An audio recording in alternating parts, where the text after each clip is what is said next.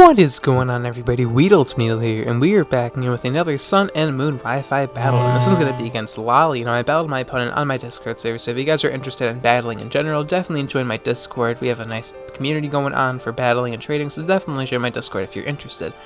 Now, looking at my opponent's team, she has a very threatening rain team, because she has Pelipper, she has like a Boot Tops, looks like Ash Greninja, but it could be Protean Greninja, Ferrothorn, Alolan Marowak, and a Lego. Pretty threatening team, because I'm using Specs Manectric again, because I wanted to give it another go.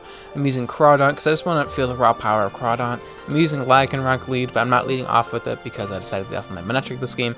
I have Breloom, especially defensive Breloom, which actually is going to come through this game. Sorry about that.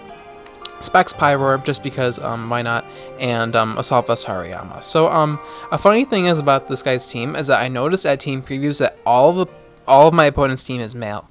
And I have a Rivalry Specs Pyroar, which is also male, so it's going to do 50% increased damage to everything on her team, bar the Nihilego, but it's not really touching Nihilego anyway, so I don't really count that. So, Specs Pyroar actually has a semi-decent matchup against its team.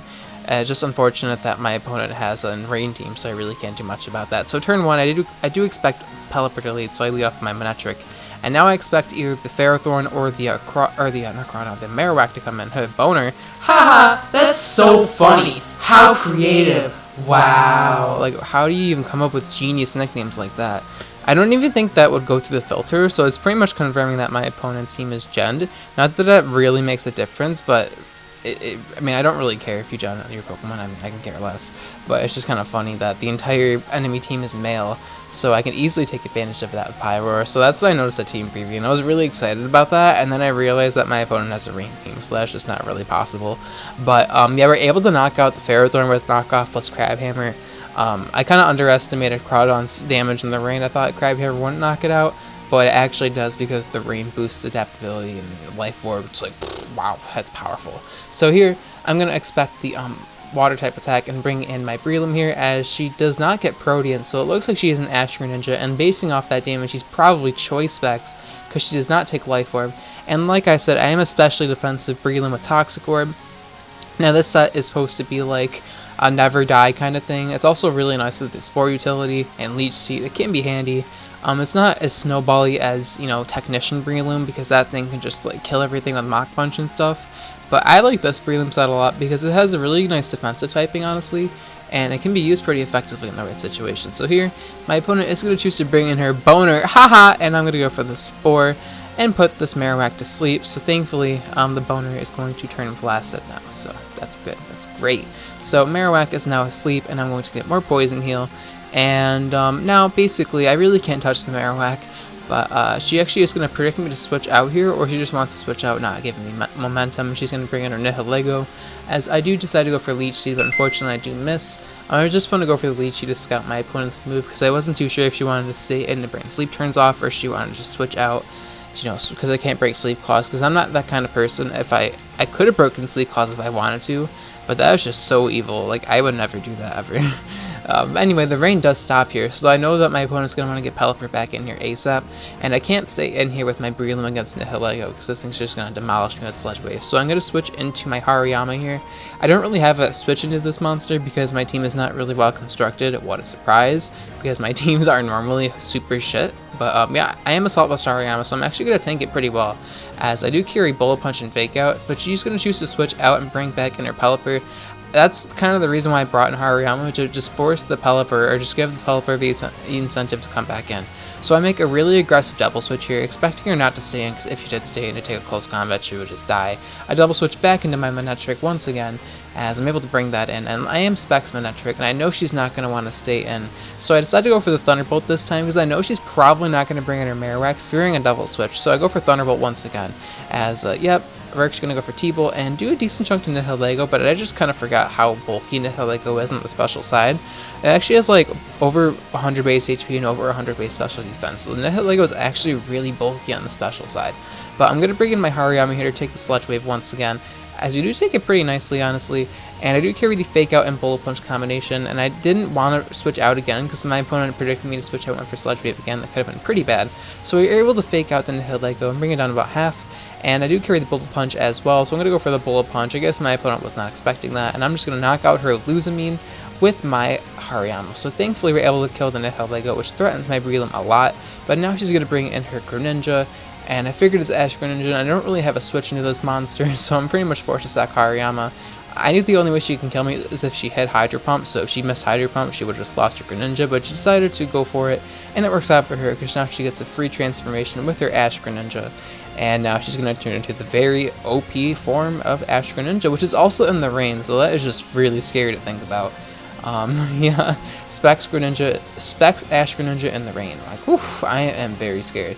But now I'm going to bring my specially defensive Breloom, and my opponent is going to choose to withdraw and bring back in her Pelipper again, as I wasn't expecting the Pelipper to switch in here, but I do decide to double switch out and bring in my Pyroar this time. I was expecting the Marowak to want to come out, and I do carry Specs Dark Pulse on this set, and like I said earlier, I am Rivalry Pyroar, so with Rivalry I do 50% increased damage to all male Pokemon, and considering the entirety of my opponent's team is pretty much male, my Pyroar does a lot of damage, so that is a good thing to keep in mind. But she does make a good play switching into her Marowak, expecting me to go for Hyper Voice, but here, I expect her to double switch and bring in something else besides Marowak, right? So I decided to actually stay in here and go for double Hyper Voice, predicting her to switch out, as she does switch out, and I go for Hyper Voice, and it's going to absolutely destroy the Pelipper, because I am Choice Specs and Rivalry, so there's no way, even if it was a Split Death Pelipper, that was going to live there.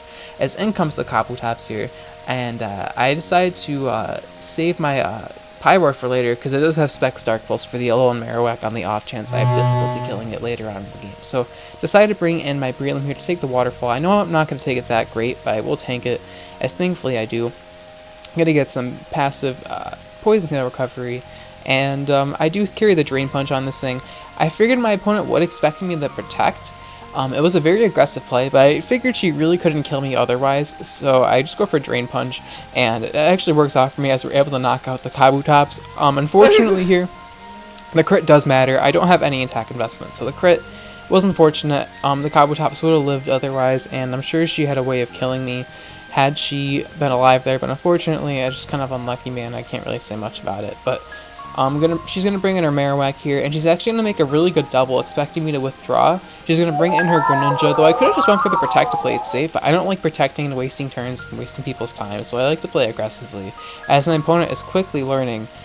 As she does make a really good double, bringing in Greninja, I'm just going to choose to go for the Aqua Jet in the rain as just to gauge damage, as it does do half to Greninja. Pretty respectable damage from my Crawdon, as now I'm just going to fall to the Hydro Pump, unfortunate, but, you know, I was hoping that she would miss that Hydro Pump, because she's going for Hydro Pump so aggressively. I'm like, if she misses this once, she pretty much just loses the game, but she's going really aggressively with this Greninja, as she's forced to, because she's pretty behind right now, because I did crit her Kabutops and knock out her Pelipper on the predicted double, so she's really far behind in this game, but she can still win with her Ash Greninja, because it is a very balanced Pokemon, so it can still win, especially with the rain up. Its damage is insane. But she does make a good play bringing into her Alolan Marowak, as she does decide to stay in here. I guess she may expect me to predict her switch and double, but that was a good play staying in, as now she's going to actually predict me to switch out now and bring back in her Greninja. I was expecting her to stay in again, as I'm actually going to choose to switch out right back into the Greninja and bring in my Marowaks, or not my Marowaks, sorry, my Pyroar. So the rain is going to stop here, so at the very least this thing's water attacks aren't extremely powerful, they're just very powerful. So Hydro Pump is going to easily knock out my Pyroar. She connects another Hydro Pump, I don't know how she's doing it, and all I have left, I believe, is Lycanroc and my Breloom. But I'm going to bring back in Breloom once again, as no, I have Breloom, Lycanroc, and one more mod, I can't remember what it is. Oh yeah, it's Manectric, sorry about that. So I'm going to bring in Manectric here, expecting her to withdraw, but she actually stays and goes for Hydro Pump. I actually just wanted to bring it in, expecting her to switch into the Marowak, and then I could switch through it and get rid of its Thick Club, but that really wouldn't have done me any good anyway. But now, I decided to bring in my Lycanroc. I actually mainly brought out the Manectric as fodder anyway, because if I get a Lycanroc on a free switch, and I practically win the game, because I am Focus Sash, I am going to be able to take the Hydro Pump. I'm pretty sure my opponent did not expect me to be Focus Sash, because I didn't lead off with it. But thankfully, I'm able to get the Stone Edge off onto the Greninja and knock him out with a crit. Obviously, that doesn't matter because I'm a freaking stab Stone Edge at like really high base attack. So in comes her Boner, her last resort. But unfortunately, it is sleeping, and I do have no guard Stone Edge, so there's no hope for dodging this. And we were able to knock out the Marowak and win with a narrow 2-0 victory. So that was a very scary game. My opponent played very well at the ending there, honestly. I really thought I was going to lose, but I actually was able to catch that W at the end there, thankfully. So that is going to be the battle, guys. Thank you so much for watching the battle. If you enjoyed and want to support my channel, hitting that like button really means the world to me and helps support the channel a lot. And the question of the day is going to be, what is your favorite weather in Pokemon in general? Now, my favorite weather has got to be hail. I know it seems kind of weird, but I was a big fan of hail back in Gen 4. I used to run it with like Walrein and Glaceon and stuff, and it was a lot of fun when, you know, you could have perma weather, and it was like the only weather that really wasn't overwhelming.